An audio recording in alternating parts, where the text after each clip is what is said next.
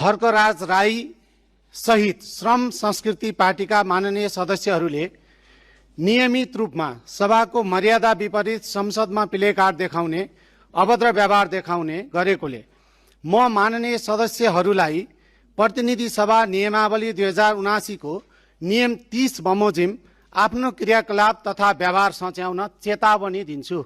माननीय सदस्य हर्कराज राईलाई म बस्नुस्। माननीय सदस्य बस्नुस्। हिजो पनि मैले ध्यानाकर्षण गराएको हो, हामीले उठाएका महिनौं पहिलादेखि उठाएका प्रश्नहरू छन्। ती प्रश्नहरूको उत्तर सम्बन्धित मन्त्रीले दिनुपर्छ भन्ने हाम्रो नियमावलीमा लेखिएको छ। तर यहाँनिर चाहिँ तपाईको सरकारको पक्षबाट मन्त्रीहरूको उपस्थिति नहुनु, उहाँहरूलाई हामीले सोधेको प्रश्नको हामीले अहिलेसम्म उत्तर नपाउनु, यसले चाहिँ तपाईको चाहिँ यो संसदको मर्यादा राखिएको छ या कायम भएको छ कि छैन भन्ने बारेमा पनि म सोध्न चाहन्छु।